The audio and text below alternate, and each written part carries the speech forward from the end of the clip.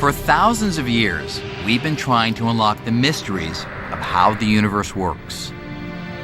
And we've done pretty well, coming up with a set of laws that describes the clear and certain motion of galaxies and stars and planets. But now we know, at a fundamental level, things are a lot more fuzzy, because we've discovered a revolutionary new set of laws that have completely transformed our picture of the universe.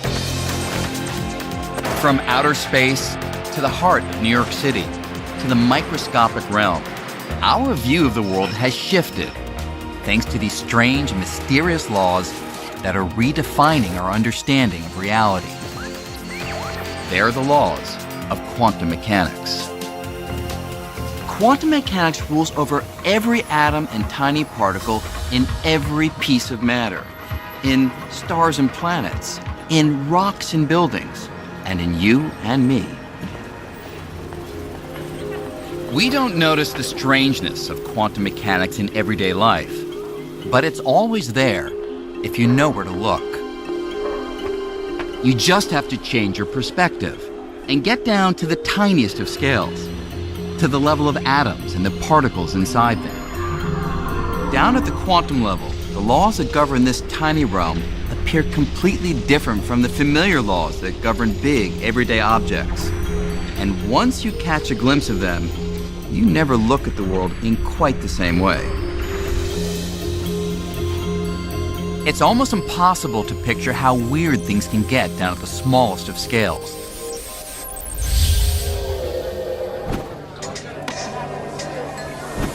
But what if you could visit a place like this, where the quantum laws were obvious, where people and objects behave like tiny atoms and particles?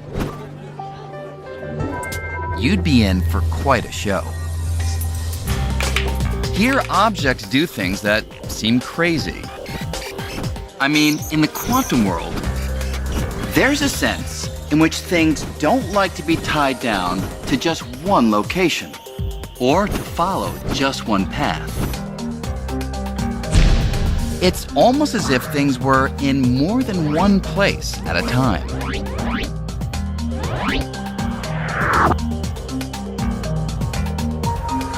And what I do here can have an immediate effect somewhere else, even if there's no one there. And here's one of the strangest things of all. If people behave like the particles inside the atom, then most of the time, you wouldn't know exactly where they were. Instead, they could be almost anywhere until you look for them. Hey, I'm gonna have what he's having.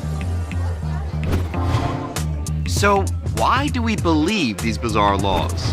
Well, for over 75 years, we've been using them to make predictions for how atoms and particles should behave. And in experiment after experiment, the quantum laws have always been right.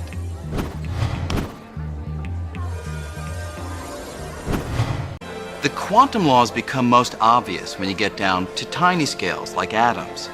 But consider this. I'm made of atoms. So are you. So is everything else we see in the world around us. So it must be the case that these weird quantum laws are not just telling us about small things. They're telling us about reality.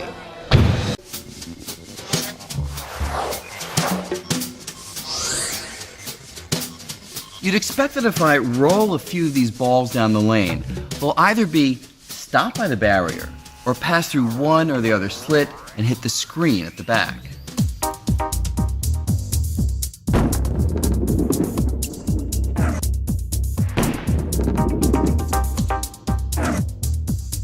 And in fact, that's just what happens. Those balls that make it through always hit the screen directly behind either the left slit or the right slit. The double slit experiment was much like this, except instead of bowling balls, you use electrons, which are billions of times smaller. You can picture them like this.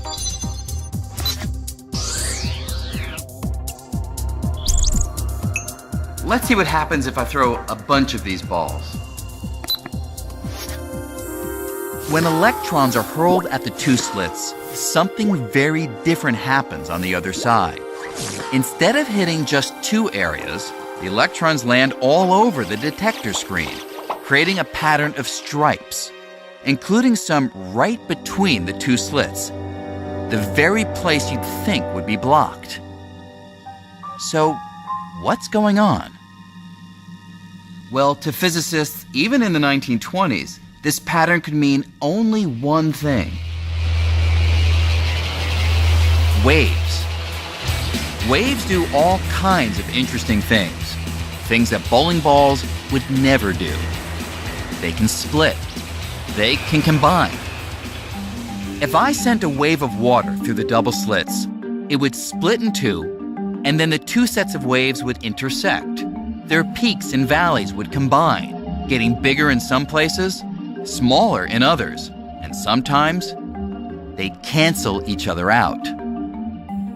With the height of the water corresponding to brightness on the screen, the peaks and valleys would create a series of stripes in what's known as an interference pattern.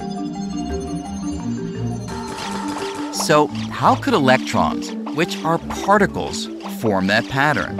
How could a single electron end up in places a wave would go? Particles are particles, waves are waves. How can a particle be a wave? Unless you give up the idea that it's a particle and think, aha, this thing that I thought was a particle was actually a wave. A wave in an ocean? That's not a particle. The ocean is made out of particles, but the waves in the ocean are not particles. And rocks are not waves. Rocks are rocks. So a rock is an example of a particle, an ocean wave is an example of an ocean wave. And now somebody's telling you a rock is like an ocean wave. What? Back in the 1920s, when a version of this experiment was first done, scientists struggled to understand this wavy behavior.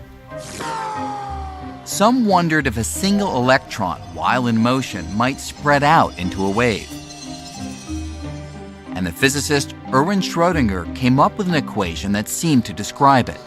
Schrödinger thought that this wave was a description of an extended electron, that somehow an electron got smeared out, and it was no longer a point, but was like a mush.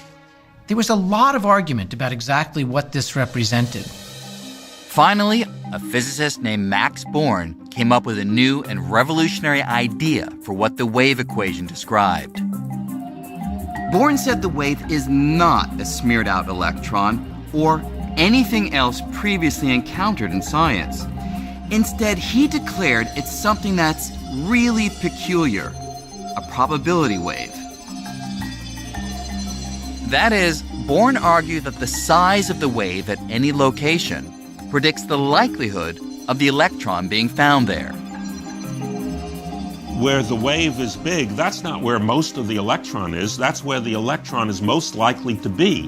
And that's just very strange, right? So the electron on its own seems to be a jumble of possibilities. You're not allowed to ask, where is the electron right now? You are allowed to ask, if I look for the electron in this little particular part of space, what is the likelihood I will find it there? I mean, that bugs anyone, anytime. As weird as it sounds, this new way of describing how particles like electrons move is actually right. When I throw a single electron, I can never predict where it will land. But if I use Schrödinger's equation to find the electron's probability wave, I can predict with great certainty that if I throw enough electrons, then say 33.1% would end up here, 7.9% would end up there, and so on.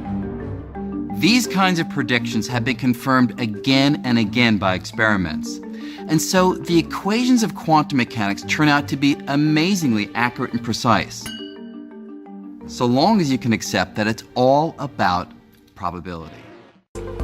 For Niels Bohr, measurement changes everything. He believed that before you measured or observed a particle, its characteristics were uncertain. For example, an electron in the double slit experiment. Before the detector at the back pinpoints its location, it could be almost anywhere with a whole range of possibilities. Until the moment you observe it. And only at that moment will the location's uncertainty disappear. According to Bohr's approach to quantum mechanics, when you measure a particle, the act of measurement forces the particle to relinquish all of the possible places it could have been and select one definite location where you find it. The act of measurement is what forces the particle to make that choice.